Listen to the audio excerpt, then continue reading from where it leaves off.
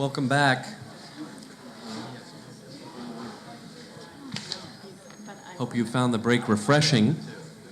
I'd like to welcome you back. You may recognize me, maybe you don't. I've met some of you so far and look forward to meeting the rest of you that I haven't. My name is Jason Springs. I'm here on faculty at the Kroc Institute.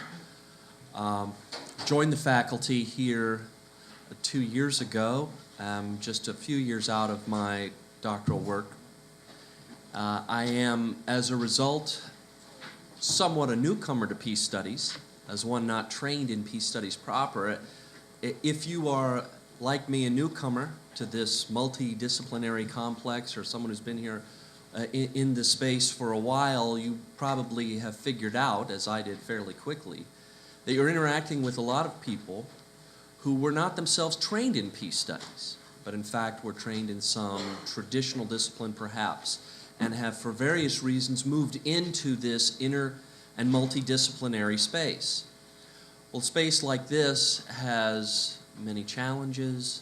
It also holds forth many opportunities. And we put together a panel for this third plenary session. The panel, as you'll see, is entitled, "Wait a Minute, Is Peace Studies My Field Too?" It's a question that I have asked a few times in the past couple of years and sometimes find myself asking even now. Perhaps you do as well.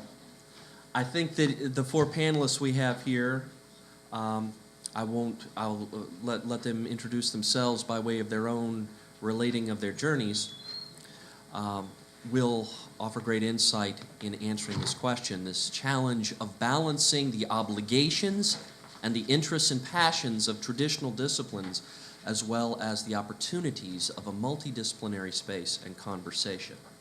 So I give you the third plenary session. Wait a minute, is peace studies my field too? Should I say, get up to the podium? Or? You can just stay. You're fine, okay. My name is Mark Cummings, and my area of research is psychology. Within that, developmental psychology, more specifically developmental psychopathology, which is a discipline that combines clinical psychology and developmental psychology.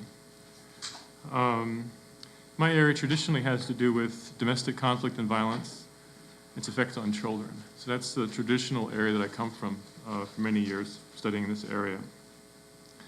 So I've long have a history of looking at conflict resolution and violence and the various effects on children.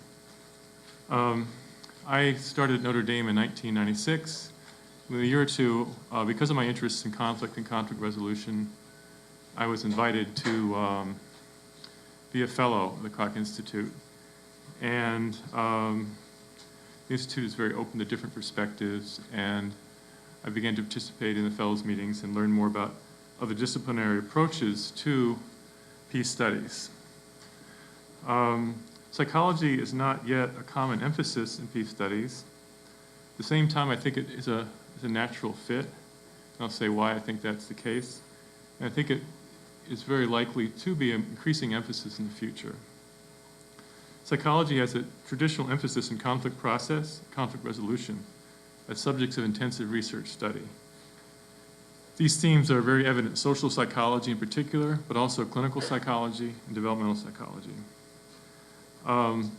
Some of the strengths that psychology could potentially bring to multidisciplinary peace studies is the emphasis on methodology, different approaches to studying interpersonal process and group process, and a kind of emphasis on rigorous approaches and multiple types of approaches, which might offer interesting different perspectives.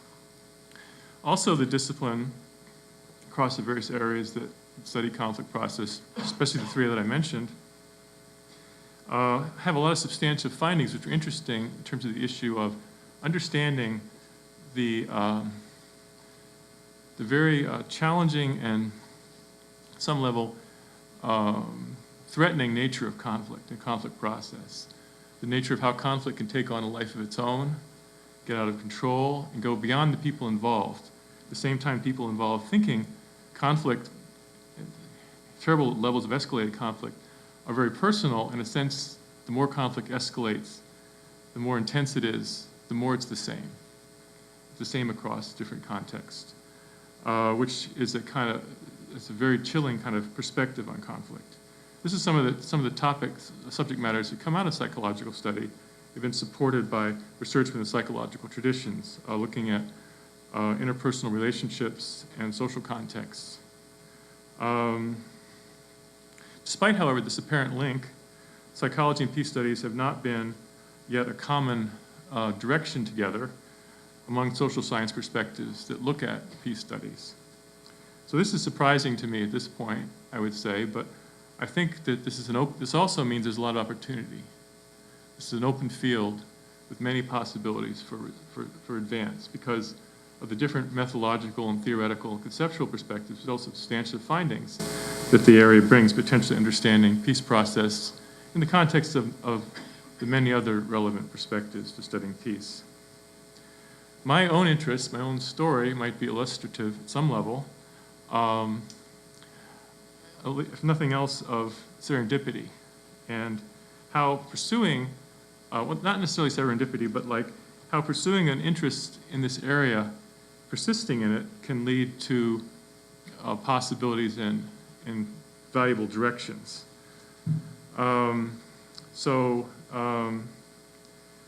My interest started with a study, understanding of context of conflict that affect children, and I've been persuaded that various contexts of interpersonal conflict in families and communities are relevant to children, and I assume that other contexts would also be important to understanding children's adjustment. And I think within psychology, there's increasing recognition of the importance of context, multiple contexts, cultural contexts, interpersonal, intergroup relationships, and so forth. So this fits in, importantly, I think, with this direction.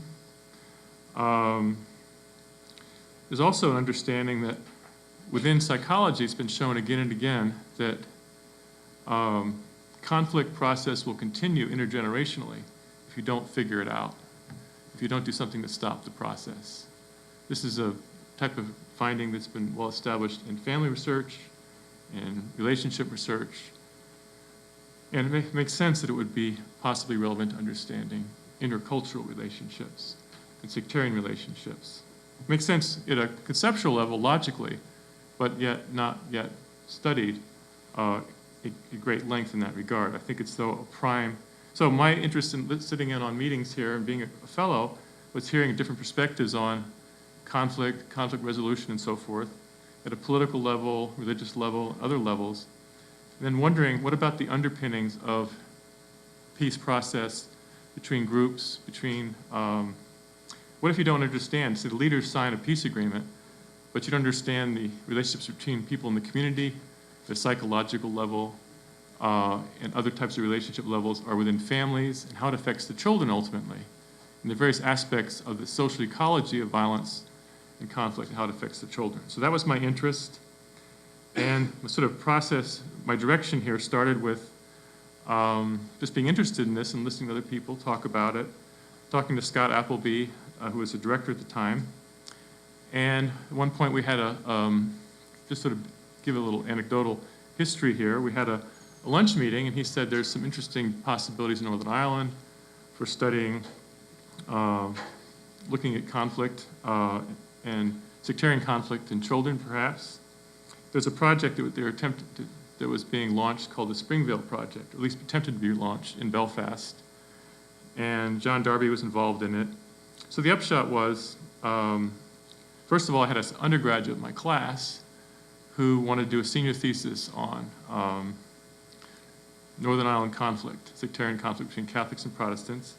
And then I also had this opportunity with Scott to go over to Northern Ireland and Belfast and just sort of get the understanding, gave me some contacts and understand the nature of the conflict over there. So I went over there, and a student and I wrote a thesis. We published it as a Kroc occasional paper series, a theoretical piece on a social ecological perspective and the impact of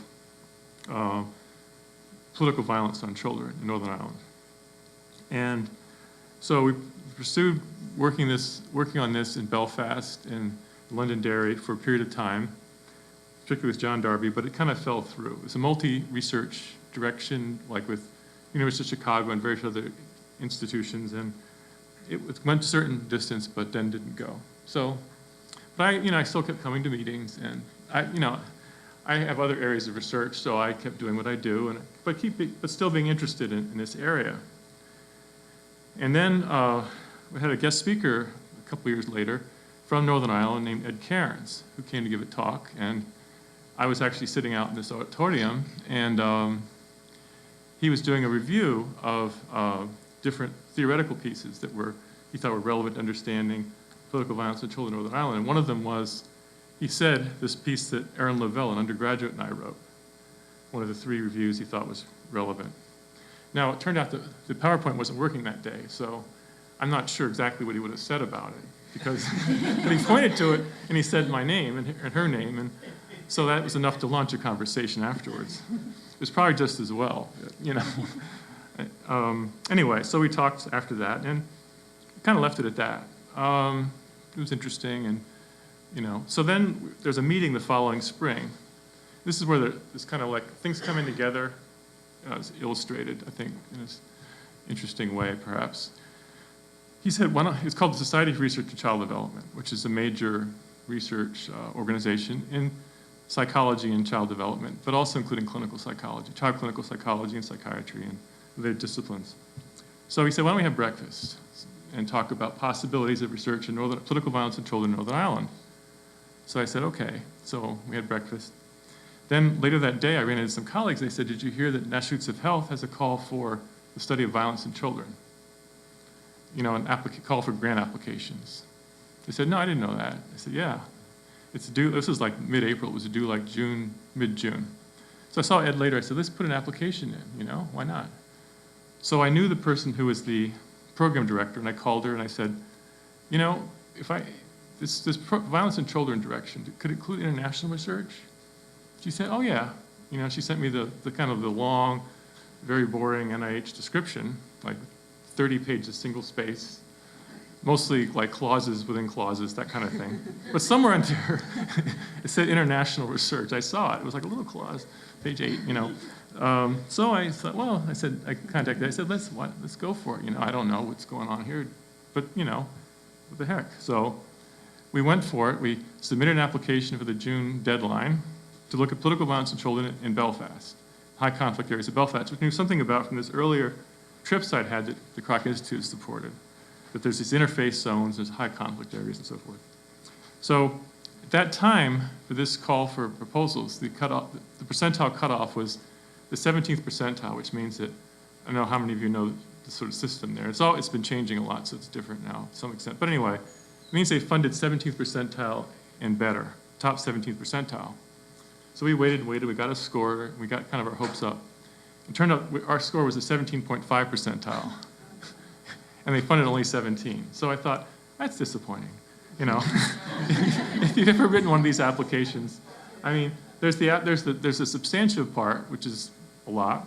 Then there's all the paperwork, all of this to that, all these forms. It's incredible. We kept the bright attitude, said, well, we'll try again. So I contacted the program director. I said, can we try again soon? He said, no, you can't. I said, why not? So, well, this is a certain type of application. You have to wait a year. So, okay, so we waited a year. We applied again. And then we got it. What the heck? We got it. So we got a 4-year grant to study political violence in children in Northern Ireland. And, so we started this process. And then after 3 years, about 2 or 3 years, we submitted for more money, thinking, well, I'll apply for money 3 times and then give up. We got 1 round, that's good, right? We got refunded in the first round, so we got 5 more years of funding. So, yeah, I know. So it all worked out at some level. So now so we thought, we've been doing this research, and we've been finding support for our model in Northern Ireland. We're following 800 families in high conflict areas of Belfast, parents and children, doing extensive interviews every year. We've got in our 5th year, 1 year after the other, following 800 families, and we're finding evidence that political violence affects community relationships, sectarian community and non-sectarian community violence. That affects marital relationships, parent-child relationships. It affects children's emotional security about all aspects of the social ecology as we measure it. The community, the family, relationships with parents, and that affects their adjustment, their proneness to aggression, hostility, depression, anxiety. So we're finding support for this theoretical model. It was initially outlined in this theoretical term paper that we published in Kroc online with my undergraduate student, Aaron Lavelle. And we've since then we've joined in with the new Kroc PhD program, part of that. And Lord Taylor is a graduate student in this program, and we're moving forward. Tina Melis is a research specialist, been working on this project through psychology for at least 6 years. And we're moving forward now we hosted a conference, or a small group conference in Opatija, Croatia last summer. And we hooked up with some colleagues from the University of Zagreb. It looks very promising. We talked about some theoretical directions. We got some internal funding. And we've done some pilot work then, or actually focus groups in Croatia. And we're pursuing that, Croatia and possibly other areas on that part of the world, looking at political violence in children. So that's sort of the history, sort of personal history that I thought might be interesting in psychological links. But in terms of more broader themes, I think there's real potential for psychology to be relevant to these areas because many that, like I mentioned, methodologies and topic areas are relevant. But it does require a stretch beyond the laboratory. The strength is rigorous methodology, which can lend new perspectives, but you need to stretch them beyond the laboratory. It's important to develop relationships with colleagues in other countries. You can't be an expert in other countries. You need to develop colleagues that are experts. You work with them. A lot of adaptation needs to occur. You probably will need to, our experience is you need to develop some new measures to reflect the cultural context of significant processes. And there are different processes that might be relevant in different cultures. We're finding that. You might need to develop some new instruments. Be open to that. But if you have willingness to extend and adapt and take into account new perspectives, it seems like there's real potential for psychology as an area in peace studies.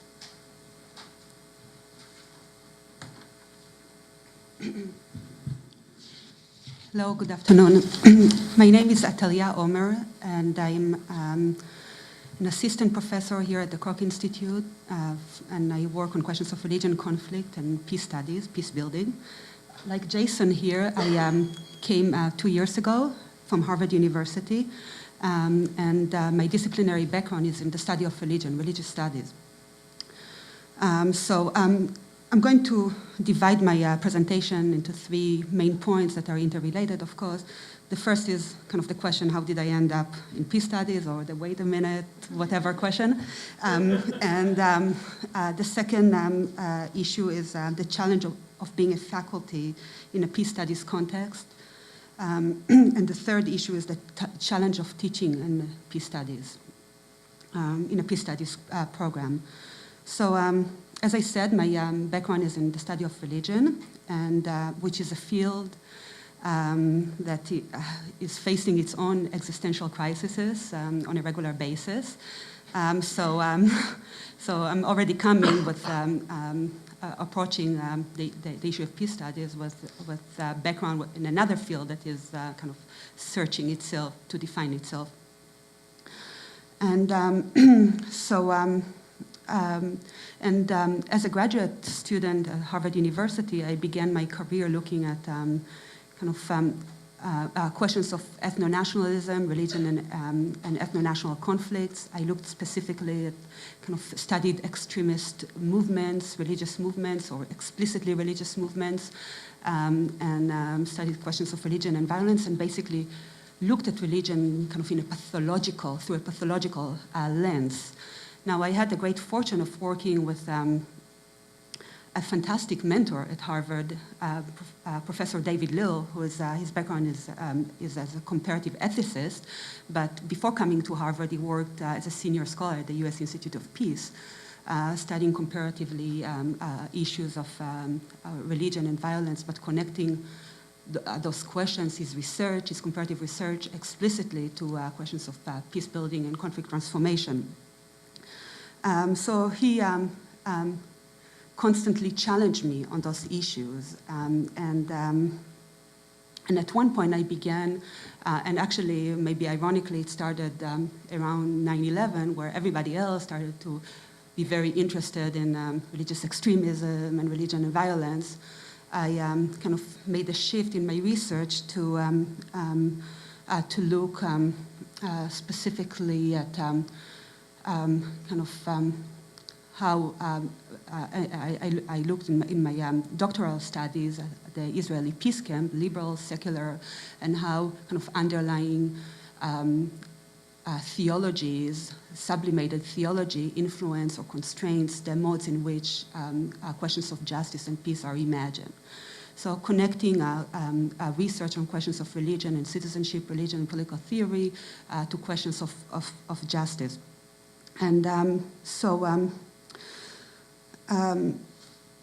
this new kind of research trajectory, moving away from studying groups that are obviously not helping peace processes to groups that supposedly are within the peace camp, forced me to explicate kind of a normative ethical orientation. And one thing that I had to face, even on the level of kind of my dissertation work, is the persistent invocation of the argument that this kind of work has no space in academia because it has kind of a normative tone. So one kind of initial challenge that I had to face, even in kind of passing my prospectus, was again invoking the dichotomy of descriptive versus normative scholarship. And so one needs to, when one is challenged with this kind of accusation, one needs to highlight one's conformity to epistemic standards, coherence, argumentation, manner of research, use of evidence, and so forth. And this is something that seems obvious perhaps to you, but it's something that is I saw and had to face continuously. And this is something that is often kind of, I find also when you affiliate with a peace studies program or peace studies title of a sort, kind of the fear of being kind of dismissed as doing advocacy and so forth. So this is a challenge. But I didn't become a peace studies researcher because I studied a peace camp or peace groups.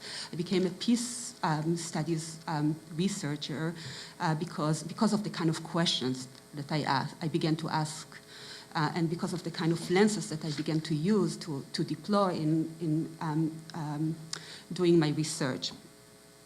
So this is the first part in terms of how did I end up being in peace studies without knowing it explicitly at the time, but because I work on question of religion and violence and began to think about questions of how religion would relate to kind of transforming conflicts and rethinking, reimagining identities, the parameters of identity. I became very familiar with the work of Scott Appleby, who worked also very closely with my dissertation director. So when I saw the ad to the Kroc Institute, that was the only job I applied for, and happily they took me. But now I had a new set of challenges of what does it now being a faculty in a peace studies context, and what would it mean? What does it mean? So in my doctoral work, I developed some fluency with kind of the subgenre of religion and peace building. But now I realized very early when I came for my campus visit that I have a lot to learn about peace studies, and that there is a lot more than just the religion and peace building subgenre. My first reaction when Scott Appleby asked me about my familiarity with peace studies more broadly was panic. I also was 8 months pregnant at the time, so there was all kind of issues, other issues. But then I also realized that, hey, I can read. So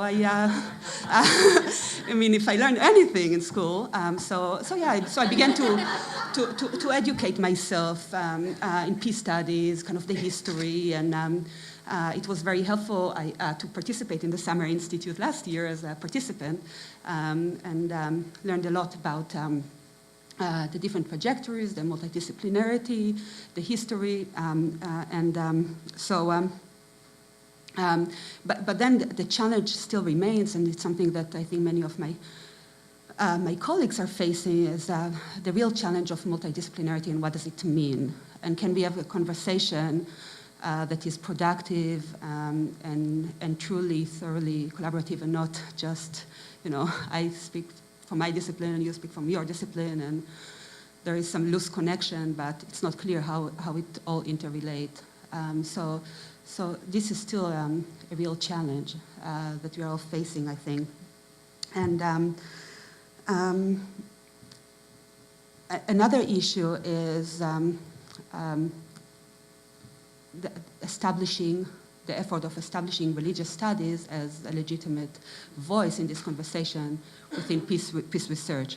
So there are the obvious disciplines, and then there are the less obvious. Religious studies is one of them. And here, this is where kind of my research has been focused on trying to bridge those different conversations. So bring a lot of the, again, the lenses, the frameworks, the concepts from one area of research to another, because there is no much of interface, with the exception of a few key scholars like Scott Appleby here and David Little, but there is no much of an interface. So, but this is a very stimulating and exciting challenge that I've been working on in my own writing and research. Another challenge is the challenge of teaching in the peace studies context, and here there is a real distinction between the level of undergraduate studies and the MA study. The undergraduate here they take peace studies as a supplementary major. I'm sure you heard about it, but they also work on other things. And but the MA students come with more kind of a practice-oriented approach, objective. So how do you face, on the level of the MA, the question of why do we need to read this, and what relevance it has to what we do and what we want to do? So I teach one of the required courses, or actually no longer required, on religion and culture and peace building, and I had to face this question, and it was a very challenging question to face for someone who was been kind of felt a little bit too comfortable in theory, and then has to face kind of the cash value of it. Yet insist on kind of the unpleasant exercise of reading and rethinking and reframing and enabling the students to question some of their presuppositions and assumptions about who they are, where they're coming from, the categories of analysis that they use in thinking about different issues. So this has been a challenge in my work.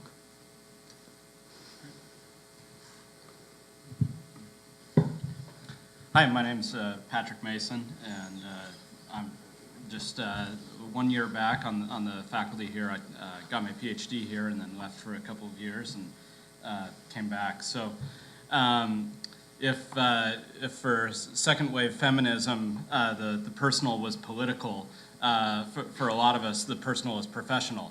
And so I'm going to start my comments by sort of putting myself on the couch and yeah, exactly. Thank you. And I've got two psychologists here who can talk me through it. And so I want to start by being biographical and then reflect on the profession, and especially the challenge of integrating my home discipline, which is history, with peace studies. I grew up in one of the reddest of red states, Utah. And there are lots of contributing factors to the deep conservatism of the majority of Utahns. Many of these factors are common to the rest of Middle America or flyover country, depending on how disparaging you want to be. But one of the unique factors is the presence, even the omnipresence of the LDS Church. And Mormonism hasn't always produced dyed-in-the-wool Republicans of the Glenn Beck variety. And in fact, the Republican Party began in the first half century of the Republican Party. It was distinctly anti-Mormon. But in reaction to the sort of establishment of the Rooseveltian welfare state in the 1930s and then the culture wars in the 1960s, most Mormons found themselves drifting gradually but decidedly to the political right. They also found themselves enthusiastically embracing the nation that originally vilified and criminalized them, most dramatically in an eager rush to arms in the nation's wars, beginning with the Spanish-American War and continuing today in Iraq and Afghanistan. And it's no coincidence that the military, CIA, and FBI all recruit heavily from Brigham Young University. So all that to say is that suburban Utah Mormonism of the 1980s and 1990s was not the most predictably fertile ground for creating peace study scholars. But serendipity or fate or providence, whichever one you choose, intervened. When I was 16, for some inexplicable reason, and I recently talked with my mother about it, and she apparently has no recollection of this, but for some inexplicable reason, my mom took me to go see Spike Lee's biopic, Malcolm X. This was the same mother who told me later, we were driving in the car, we were listening to Bob Dylan, and she told me to turn it down. And I said, "Mom, this is the voice of your generation." And she said, "Not my generation."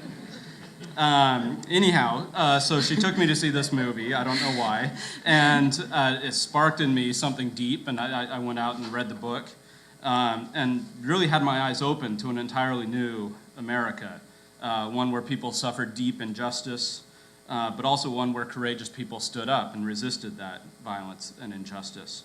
I still admire Malcolm X. I have a poster of him in my office, precisely because his autobiography awakened me in a really deep way to social justice issues. As we know, Malcolm was killed right as he was moving away, I think, from raging against the machine to working to fix it. And so he helped give me the language of injustice, but I still struggled to find a way forward from there. Again, serendipity stepped in. I went to Brigham Young University for my undergraduate degree, and in my freshman year, I enrolled in a required history of civilization course, history of Western civilization, I think.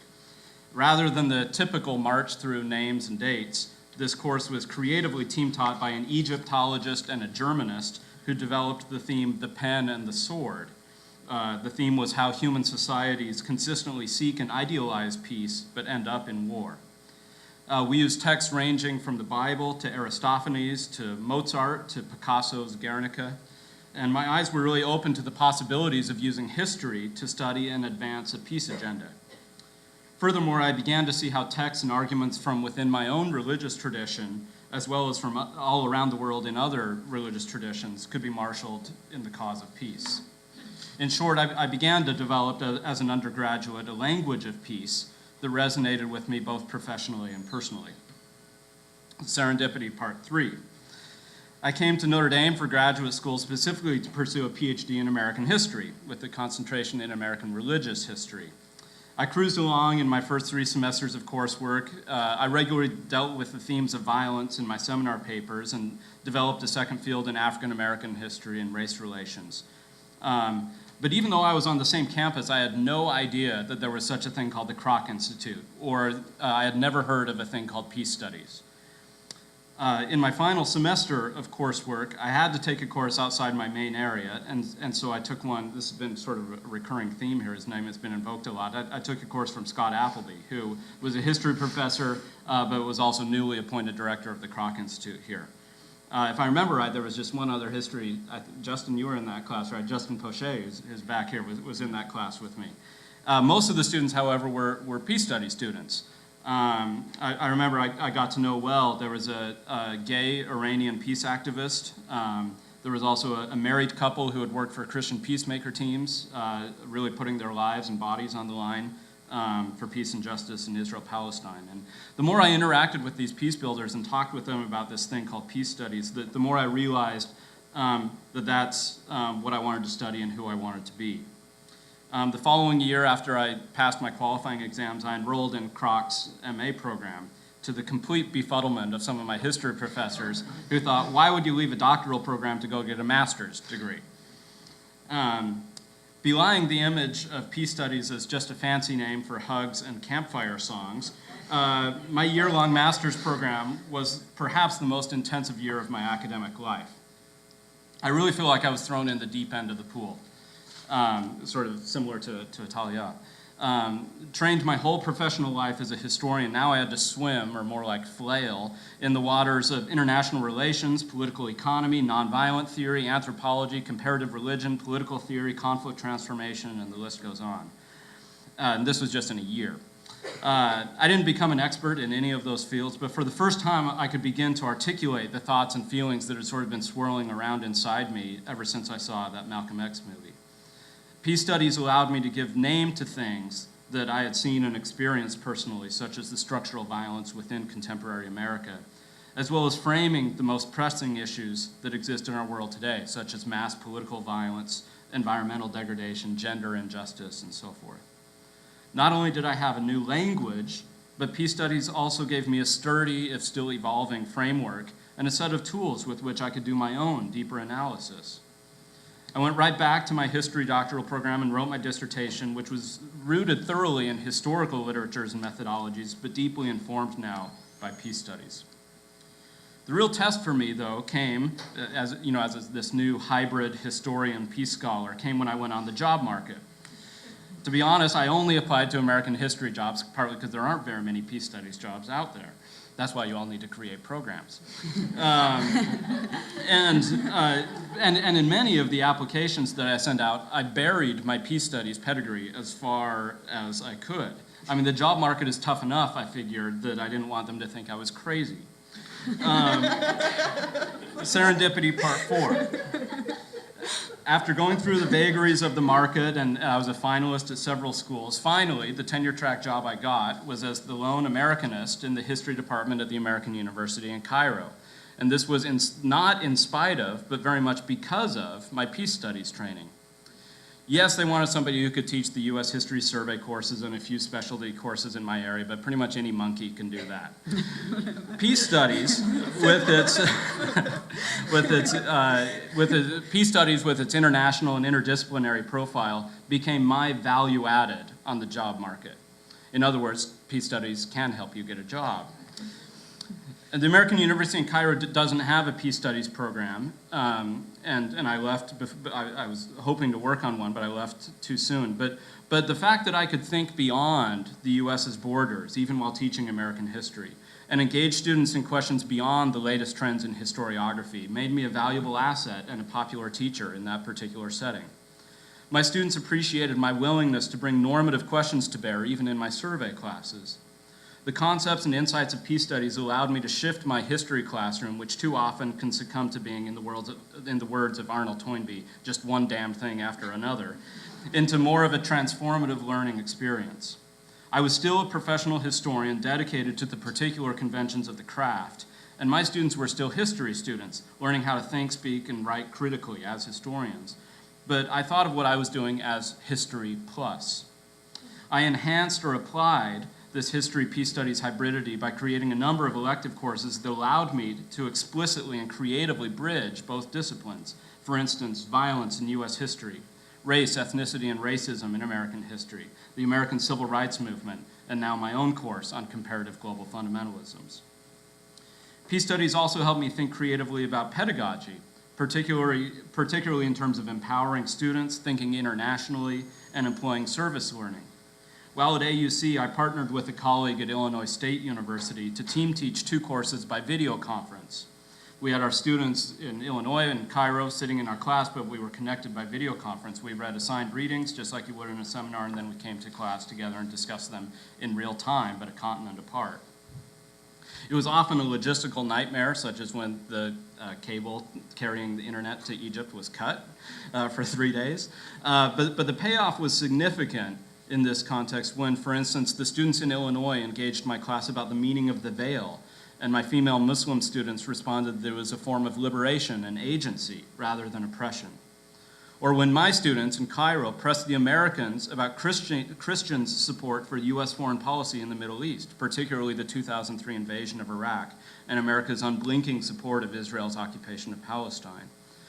Or when my students cited verses in the Quran and Hadith condemning radical Islamic terrorism and the stoning of adulterers in tribal areas in Pakistan, and so forth.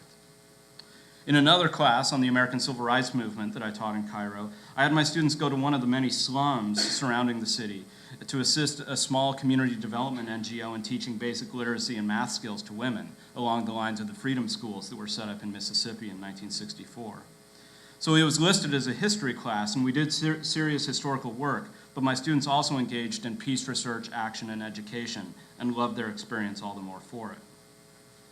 But I don't want to pretend that all's well in history and peace studiesville, or name your established discipline in peace studies. Ideally, there would be no conflict between the two, but in the real world, with the real job market, real publishing and tenure and promotion concerns, and real judgment by one's peers for adhering to established disciplinary standards and boundaries, it can be difficult to serve two masters, as many of you know. For instance, my first book that's coming out is about religious violence, not religious peace building, in part because I knew it would fit better into broader themes and arguments in the historical profession. I suspect that every one of the more conventional disciplines will have its points of tension with peace studies. Historians, for instance, are almost universally allergic to even a whiff of presentism, thinking it solely is taking the past on its own terms. They'll also say that they're suspicious of explicitly normative concerns. Peace studies, of course, is by definition presentist, even futurist in orientation, and has normative claims at its foundation, arguing that such claims energize research questions rather than enervating them. Of course, the reality is more complicated, I think, because historical research is motivated by identity and value commitments, and peace research can be undermined, I think, by an agenda that ignores contrary evidence. I think the two disciplines, history and peace studies, provide important checks and balances on one another, but not all of my fellow historians, or to be frank, all peace scholars would agree. So in thinking about the divided loyalties of the would-be peace scholar trained and housed in another discipline, I want to close by citing the great African-American sociologist and civil rights activist W.B. Du Bois, who talked about the difficulties of double consciousness. He actually invented the term. He wrote in reference to the African-American situation, which of course was far more dire than that of a white middle-class American historian who wants to give peace a chance. But if we scale back the angst of our own marginalization, Du Bois's words, I think, are instructive for those of us trying to find footing in both our home disciplines and in peace studies. How does it feel to be a problem? Du Bois asked. It's a peculiar sensation, this double consciousness, this sense of always looking at oneself through the eyes of others, of measuring one's soul by the tape of a world that looks on in amused contempt and pity. One ever feels his two-ness, an American, a Negro, or we might say an American historian, a peace studies scholar, a teacher. Two souls, two thoughts, two unreconciled strivings, two warring ideals in one body. The history of the American Negro, or American historian, peace scholar, is the history of this strife, this longing to attain self-conscious personhood, to merge his double self into a better and truer self. In this merging, he wishes neither of the older selves to be lost. He simply wishes to make it possible for a man or a woman to be both a Negro and an American, or a historian and a peace scholar, without being cursed and spit upon by his fellows, especially the dean, without having the doors of opportunity closed roughly in his face. So again, being an aspiring peace scholar does not typically subject one to the cruelties of Jim Crow. But there can be a profound sense of two-ness and often marginalization from colleagues, administrators, and mainstream disciplines. Even so, for me, at least, the challenge and excitement of being a historian who woke up one day and realized I was a peace scholar, or wanted to be one when I grew up, is navigating successfully beyond where the doors of opportunity have closed roughly in my face, and discovering instead where different doors of opportunity may have opened.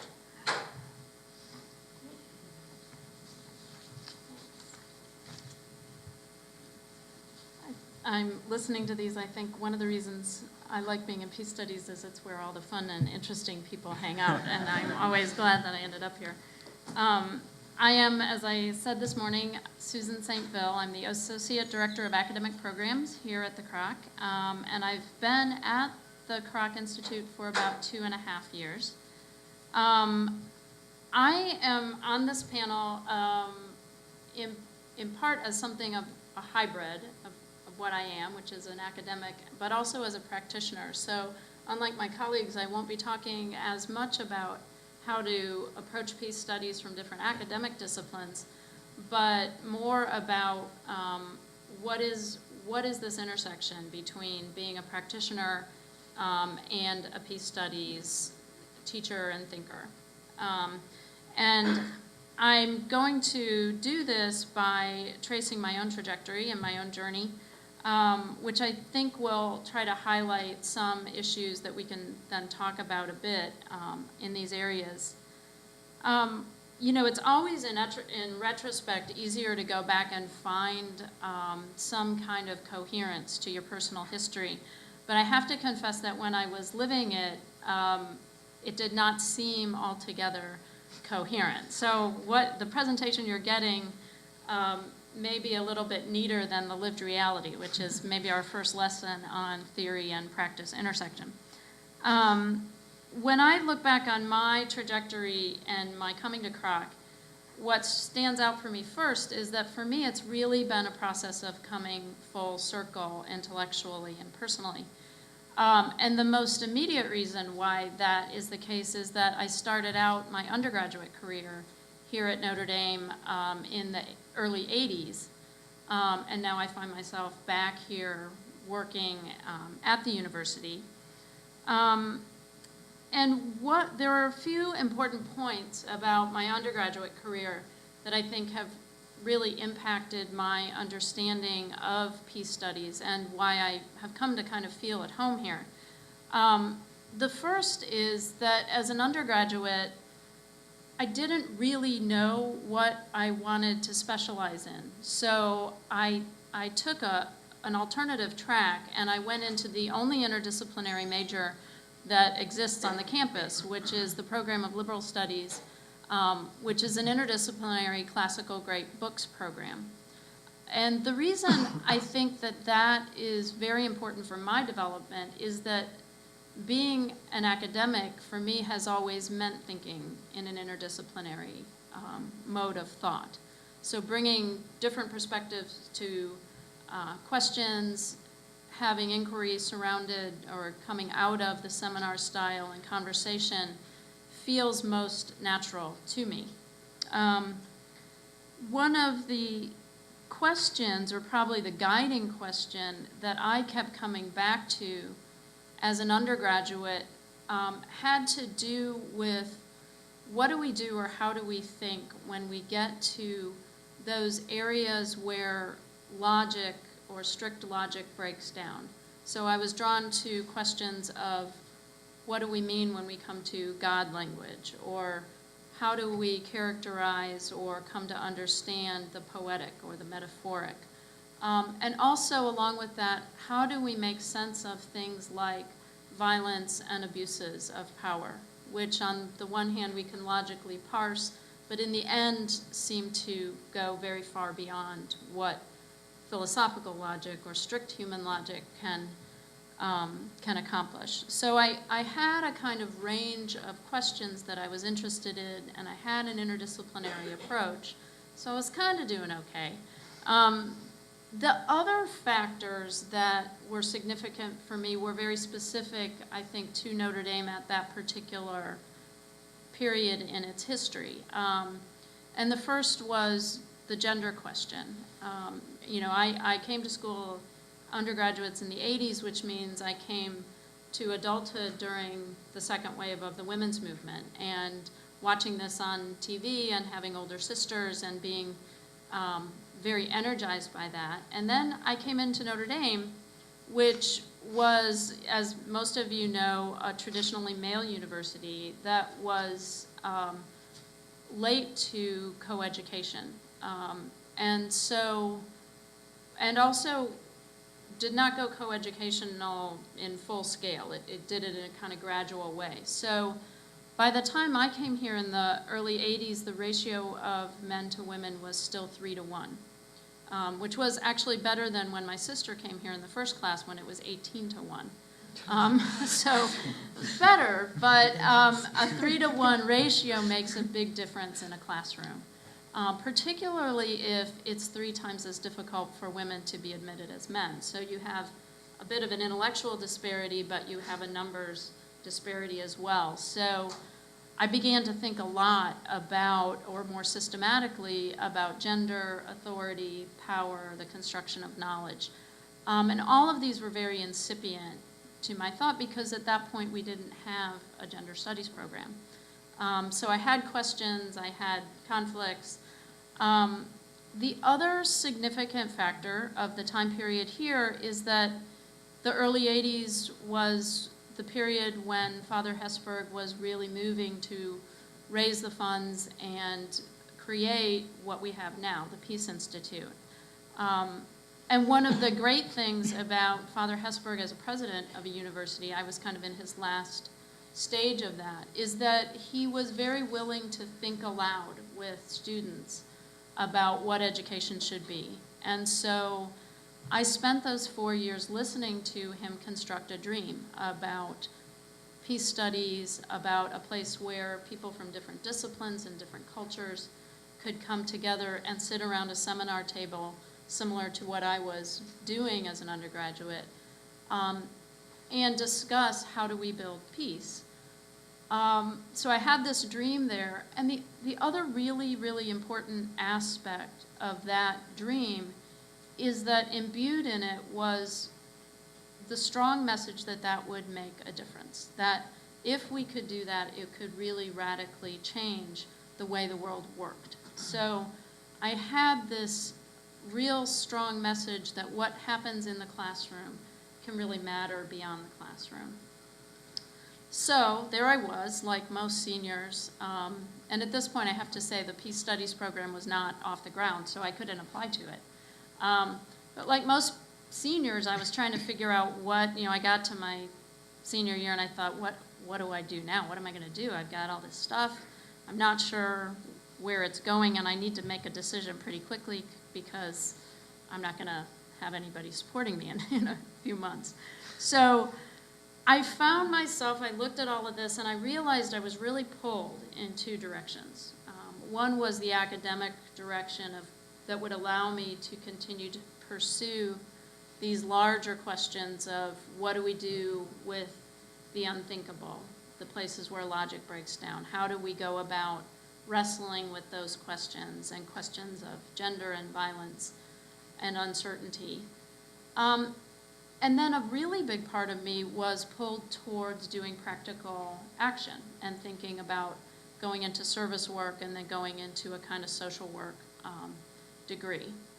So I was wrestling back and forth. Now the factor that came in at that point was the factor that comes in for many undergraduates is my parents, and my father in particular, whose real goal for me, stated goal, was that I would go and get a law degree and a medical degree and practice some kind of hybrid of the professionalisms. Now, this was not working real well with my own plans. So under that pressure, I picked kind of what I thought would be the least offensive track for him. That is what had potentially the higher payout, which was academia. So, which is, not saying much when you're comparing it with law and medicine, but it says a lot when you're comparing it with social work. So I made the decision to go on and get my PhD, and I went to the University of Chicago, the Divinity School in theology, and my choice of that school in particular was strategic. I knew I wanted a place where interdisciplinary scholarship was central. Because I knew that that was the mode of thinking I wanted to continue on with. And I knew that theology would be good because it was one of those unthinkable questions. It's hard to logically get your head around the divine, right? So I went there and started to pursue those questions. And luckily, this is a serendipity moment for me, I came in at a time when feminist theory was really gaining purchase in the Divinity School. And there were a strong group of women students, and there were a strong group of faculty, and so I began to become really engaged in feminist theory, and particularly in more postmodern abstract feminist theory. So the French feminist, performativity theory, that kind of thing. And I was about as happy as a graduate student can be. I really loved what I was doing. I mean, there's an old adage, you know, graduate school is not designed to make you happy.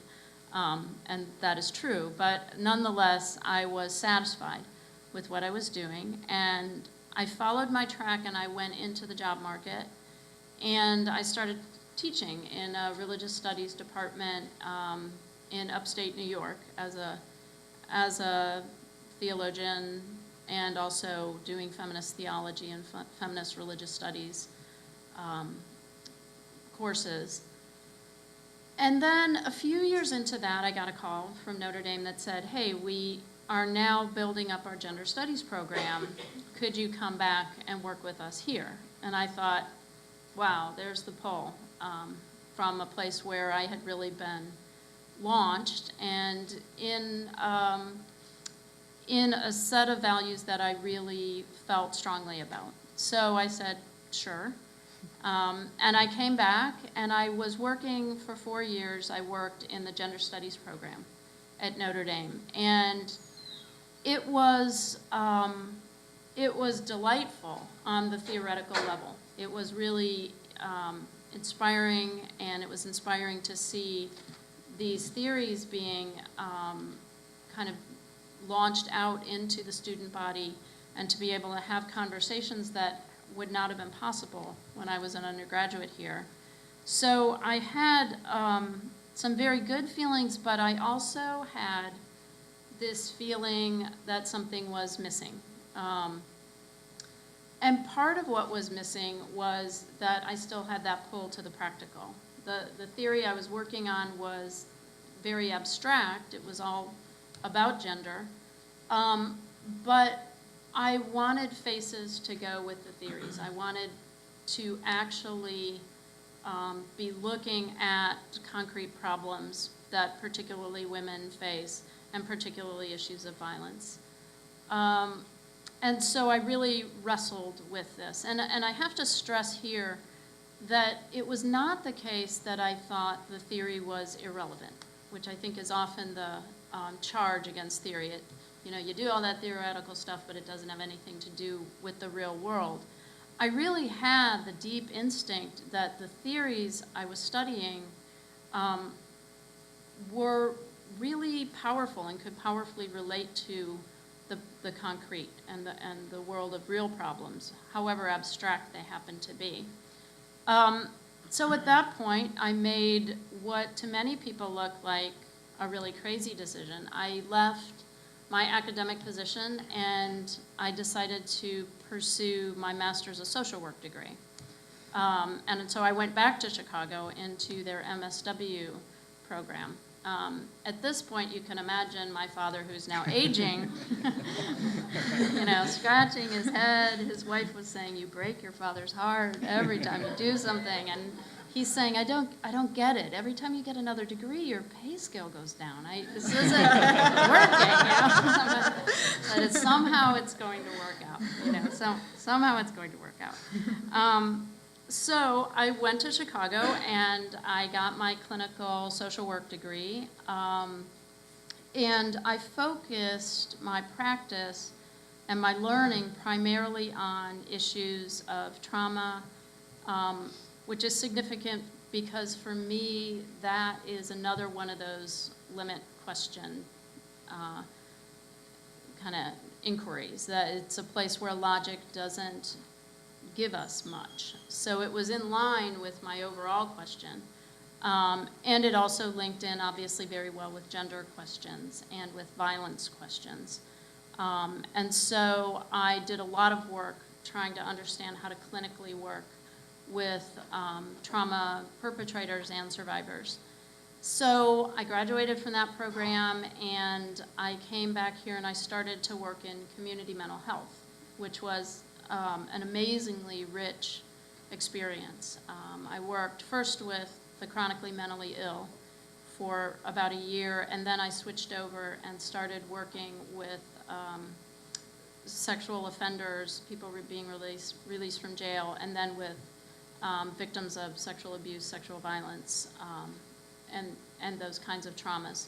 So I was putting in action a lot of what I had been studying. And what I think I really learned from that that's relevant to peace studies is that I understood somehow that the theoretical background that I had really shaped the way I did my practice. And in very distinctive ways, not in the sense that the theory shackled me, that I felt like I had to follow kind of A, B, C, what a theory said, but that it gave me a range of frameworks and tools that I could draw on when I was facing the voice of a violence victim, who maybe neither of us knew where to start, but I had a repertoire that we could draw on that was pretty vast, and I could use it and we could work together to figure out a way forward. I think what the practice added to me was that, unlike in the academy, we had to make decisions about how to act, how to actually go forward. So if you're working as a clinician, you need to have some sense of what the interventions might be. You don't have to know that they're right, but you can't just sit there and theorize about what the problems are, right? So I felt like these two realms were really coming together in very good and powerful ways. I worked in community mental health for about 7 years, and all through that time I also did adjunct teaching, primarily in social work programs here and in Chicago. So I always had some connection with the academy that was always kind of keeping that theoretical perspective alive for me. Eventually, though, I began to feel some of the stresses of being solely immersed in practice, and they are, predictable.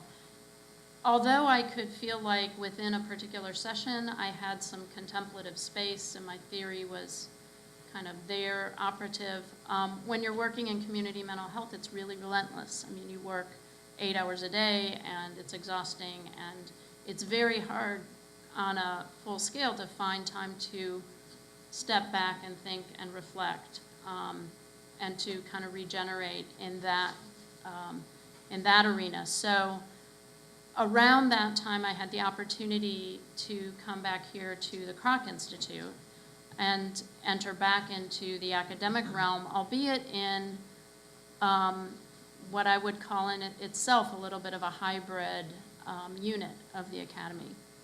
So I came back here and I work now teaching, working on the field experience, so I'm able to work with students on their own practice in certain ways.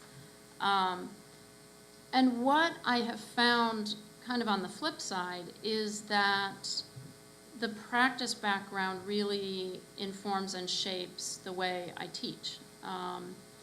It's certainly now when I go to a text that I assign, I read it radically differently than I did before I had the practice background. So I may be teaching the exact same material, and often I am, but I come to it with those faces of my clients and the people I've interacted with in mind, and they give me a different lens on this theoretical material. So it shapes the way I interact with the text, and that spills over into the way I teach the text to my students. And so I think I bring to them a different kind of lens. It also, I think, for peace studies students, the fact that I have a practice background and I continue to practice, it gives me a little bit of what I call street credibility with them. They know that I have dealt with these issues concretely, and I can pull in examples from practice to illuminate things, and they can discuss them with me. And so they it gives them both a sense that this is possible, and that the linkage is valuable. So I think that really is helpful to them as students. I also think it has given me a sense of what this relationship between theory and practice is. That it's, we often think of, there's this ideal where we will just meld them. And what I've learned is that's not the way it works. It's often a back and forth. There's beauty to both, there's frustrations to both, and then there's those magical moments where they all seem to click. But I've gotten a better sense of what that process is.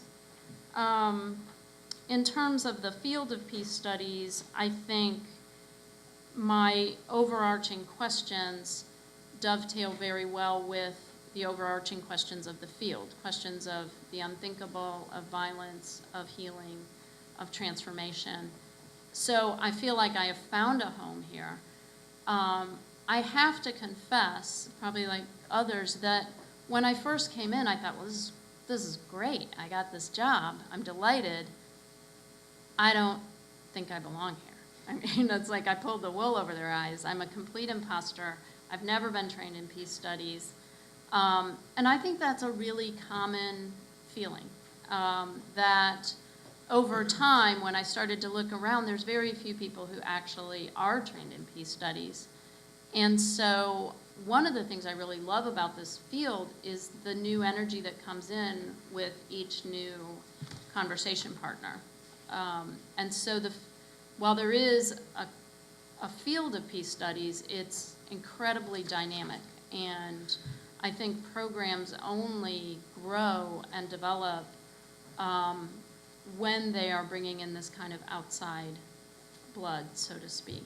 So I've come to really appreciate that. And also just to appreciate the kinds of discussions that happen between faculty, those who are practitioners, those who aren't, and kind of more broadly in the university, what are you doing with a program that's halfway in here, halfway out? I think there's a lot to be said for that. So I think my final words are maybe suggestions to think about what are the possibilities for bringing in practitioners in your communities as conversation partners with your programs. So when you're thinking about what are the resources that we have, don't overlook the practitioners out there in the community. They can be adjunct teachers, they could team teach a course, they could come for seminars and programming that you have, they could supervise students at internship sites. And it's really a win-win situation. I think most practitioners really value connection with universities and the opportunity to spend time thinking. And I think peace studies programs really benefit from having people who can bring that practical knowledge to bear. So hopefully that will spark some conversation.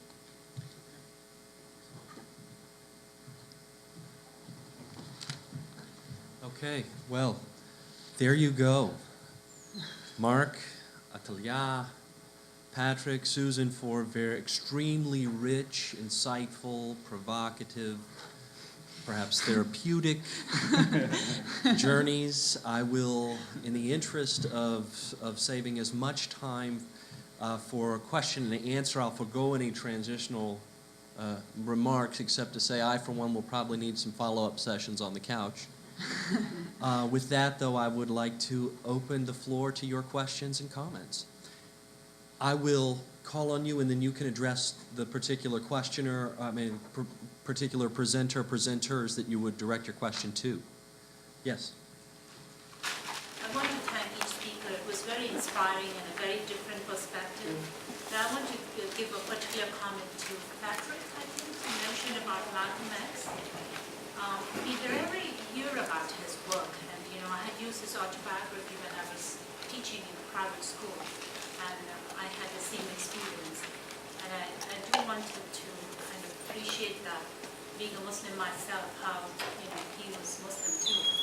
and how when we talk about peace activists, that piece is missing because we always focus on the terrorism, hatred, or negativism. So many people question me and ask me, are there any peace activists among Muslims?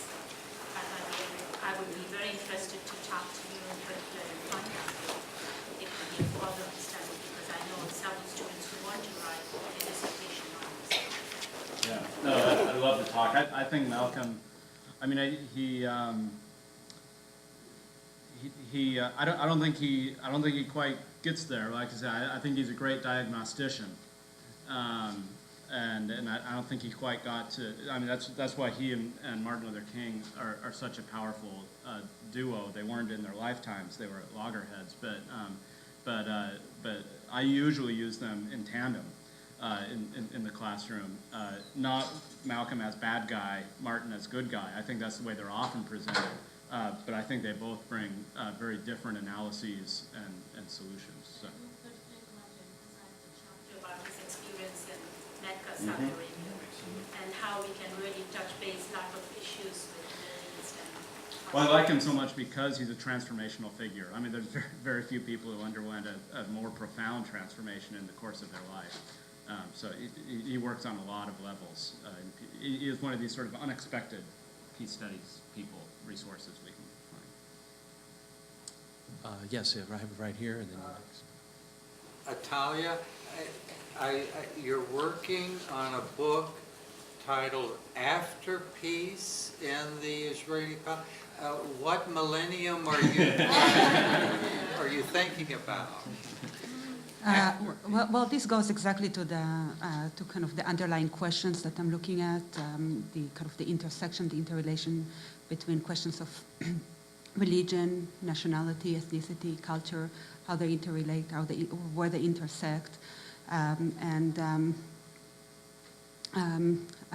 it's not. I'm not. Again, it's not. It's a scholarly research. What I put forward is not. A policy recommendation or whatever, it's an analysis of questions of identity, questions of historiography, and again, drawing on many of the resources that Susan was talking about, gender theory, feminist theory, centralizing questions of power and perceptions of identity and legitimacy. So what I'm looking at in analyzing kind of the modes in which certain groups envision peace and justice, trying to push the envelope, trying to look beyond kind of conceptual blinders. How they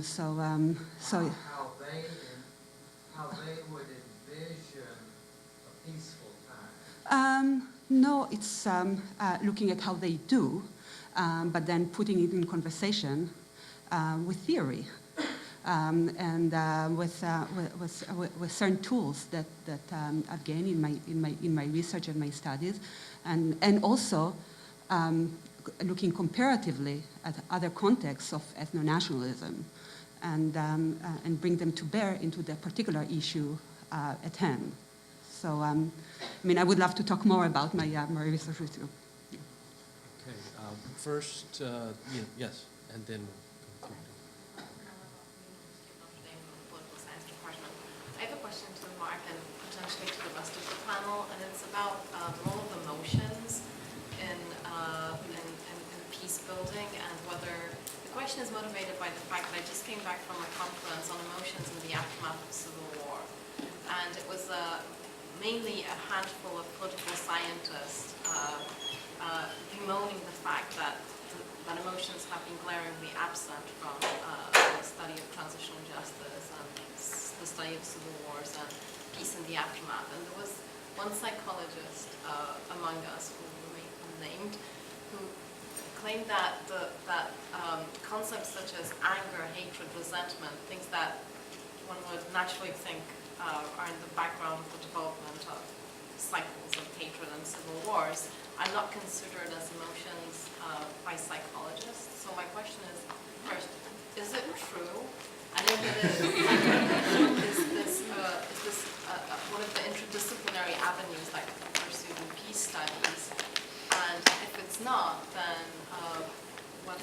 work Well, that has informed your research?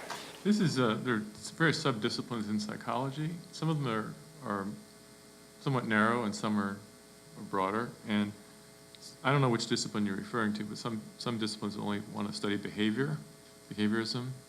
But there are many other disciplines in psychology. And in my area, developmental psychology, we try to embrace as broad a rubric for understanding mediating processes. We can conceptualize and assess emotions, behaviors, cognitions, physiological functioning, brain functioning, culture. You know, it's a broad, ambitious direction. In fact, in our particular orientation for research in Belfast and now in Croatia, Serbia conflict, the theoretical model is called emotional security theory. And a core assumption is that individuals in areas of conflict and violence, there's a certain level of emotional security individuals need to feel comfortable and be well-regulated and well-functioning. And conflict in the home or conflict in culture or community can threaten that sense of emotional security. The individual tries to regain that as a response to this insecurity caused by the environment, and ideally tries to find constructive ways to regain that ideal level of emotional security, well-regulated functioning. For example, a child in the home would ideally try to mediate the parents' conflict, if that were possible, as a constructive direction. However, unfortunately, when individuals are dysregulated because of emotional insecurity, they're dysregulated. Their behaviors are dysregulated. They can be aggressive, hostile, depressed, anxious, angry, potentially violent, or they can be constructive. There are various directions people take. And that's one of our key models for understanding the impact of historical conflict and violence on communities and families and children and adults. And when insecurity is caused or at least associated with these environments, word causal, strong, typically. I mean, no matter how good your methodology is, you still don't know if that's it or some other alternative explanation. You're sort of constantly trying to eliminate alternative explanations. But in any case, we have shown now in empirical research that this pathway from political violence to community violence to problems in relationships, particularly around that affect children's emotional security. And one of the new findings is that sectarian community violence affects children's emotional insecurity about their community, and that increases their likelihood of being aggressive or depressed or anxious. So emotions are right at the heart of our particular approach. And that's not to say this is our theory, there's other theories. But I think generally psychology, many directions of psychology at least, embrace multiple dimensions of functioning, social, emotional, cognitive. There's more and more emphasis on biological and integrating the various dimensions, not just, no, it's only behavior or it's only cognition. But there are threads of that, so I can't say that's not psychology, too, you know. I'm going to go ahead and move forward and take this one, and then go to you. This is one of the most remarkable panels I've ever heard in my 35 years of being an academic. I just want to thank you. I thought it took a lot of courage in different, I just was very struck by the courageous pathways you all have chosen, because you all followed kind of unusual pathways given from where you all started, and I think all of you have taken amazing risks to do what you're doing. So I just really, most importantly, wanted to thank you. And they were very inspiring, each one separately, each differently. I didn't know what this panel was going to be like, and I'm on total jet lag, I have to say. But I just really, really am struck by each of your narratives. There is one question, kind of universal question that came from listening to each of you, though. And I don't mean this in a necessarily provocative, I don't know how to quite frame this. But in a way, because of your stories and where you come from, there's almost an argument for not doing peace studies for our students. Because you each came from a different disciplinary base, and you kept talking about serendipities, and because you met a particular person, or because you had a particular mentor that you kind of found, or you were there at a particular point in history, or your mom took you to to see that, and you found your way to Belfast in an odd way. And I'm wondering about that, because I myself also didn't come out of peace studies.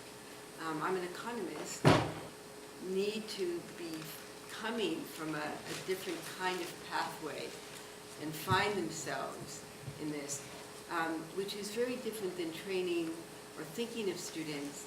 I mean, I'm a public intellectual, and I care about social justice. I'm very normative, and I'm an activist, and I've been a nonviolent direct action person my whole life. But that's in addition to my academic identity. So I'm just questioning, in a way, given what you all say, is whether peace studies is the framework in which to inspire students, given what each of you have said so beautifully. And I just leave it as a question. You know what? For the moment, I want to let that question hang in the room and invite the respondents to say a few words about it in the final moments as we conclude, because I'm going to invite them each to kind of say some summary remarks. In the meantime, though, I'd like to go ahead and pick up a couple of the questions that are on the floor already, if you don't mind. So you guys are not off the hook on that one, but I'm buying you some time, because it's a big question, right? Okay, so I'd like to hear what you have to say. I just was made another note, which is related to what Paula just said. I really want to share her appreciation for your presentations. But I think that in the conceptual level, you are doing the opposite direction that was made through history to social sciences. I mean, just remember that all these social sciences started as one science, which is social science, and then start to be sociology, political science, economy. But you are sharing with us that you destroyed all this, and you go back to that all sciences, social sciences are related, and they can be part of what you call peace studies or conflict studies, etc. And I may suggest for, maybe as a suggestion, I don't know if this is a good idea, maybe the best way to discuss this issue in these panels is to discuss why people are not related to peace studies. Because if I want to think about social sciences, politics, economics, sociology, psychology, I want to know what can be peace studies. It's very difficult to imagine something in these all social sciences that can't be considered as peace studies, or conflict or peace studies in some way. It's very difficult for me to imagine such a thing. I mean, if whatever you deal with in psychology, in politics, in sociology, in anthropology, it can be all are related to peace studies. So let me know. I mean, we would like to. The question is not if we can be peace studies.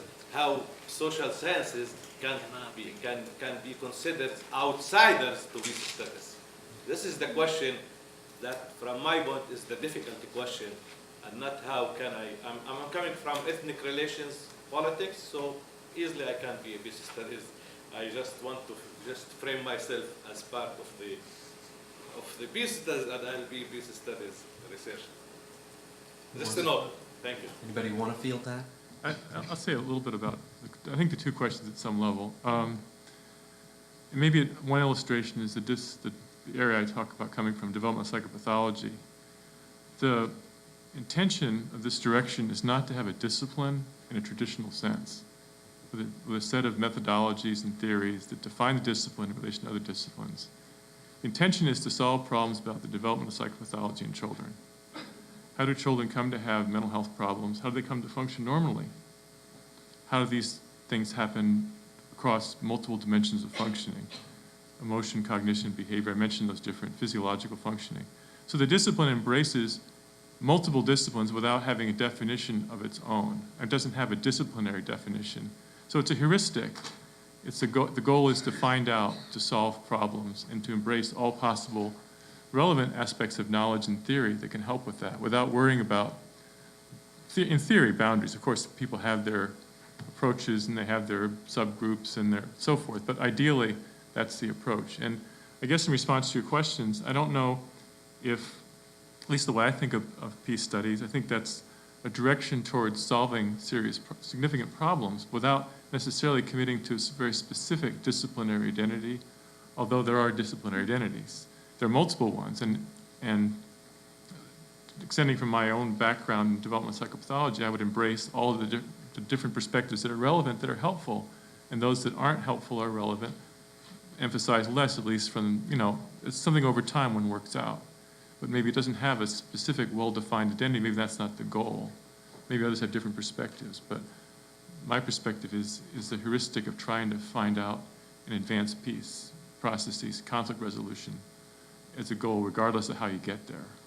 It might be some new method or new approach that's relevant tomorrow that I hadn't thought of. So, and looking forward, the Belfast thing was a sort of serendipitous, but there are other things I've tried that didn't work. Some of them work. Just keep trying different things, and some things go somewhere, others don't. So. Yeah, I think I can begin to respond to the two questions together as well.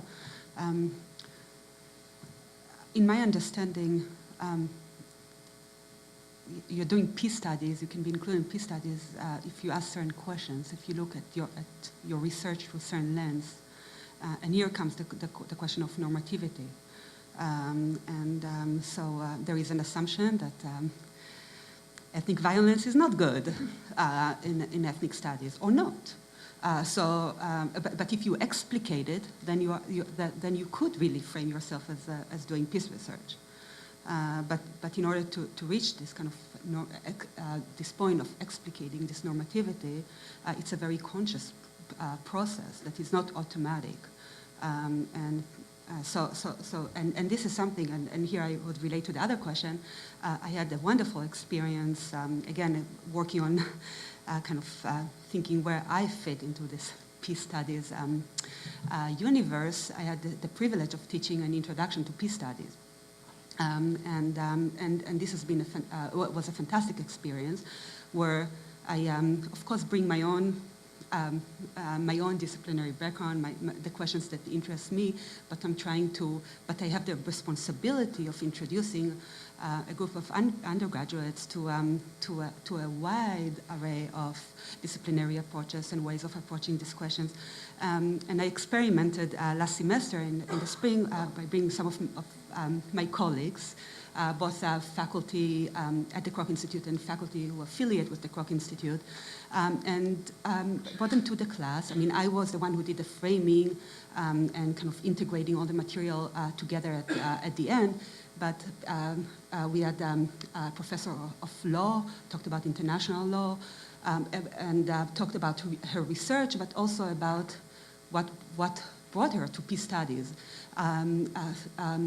Jackie Smith, who works on social movements, she had a whole different trajectory, and the students were exposed to it. And so each person came with different questions, and like you heard here today, different questions, different issues, different motivations, different personal narratives, different biographies. Whether they grew up, many of them grew up during Vietnam or came to consciousness during Vietnam, had a crisis of conscience, and that led them. So there is always something that would lead you to ask those kind of questions. And it was, I mean, according to the evaluations of the students, it really worked, it really clicked with them. Of course, me as the person who was kind of the instructor of the course had to always bring them back to some of the fundamental issues, try to see how different problems and themes relate to one another, how questions of international law relates to broader issues of human rights, how it relates to questions of religion and identity, or the environment, or systematic rape, and try to connect those issues together and think about them bring some coherence in their own mind, their students' own mind. So this is my beginning of trying to respond to your question. I think I would echo a lot of what the two of you said in terms of what isn't peace studies. I mean, in a certain sense, the boundaries of peace studies are very, very flexible. And I don't think it will ever be a discipline in the traditional sense, which is good. And although part of the reason that is the case is that the reality of conflict is always new. There's always new and unpredictable ways in which conflict emerges. Quite happily, there's also always new and unpredictable ways to find peace. So it's one of those things that always is developing. I think there's a central core around that normative value of peace is better than violence. But I'm not sure that we would want necessarily to have a more defined boundary around the discipline.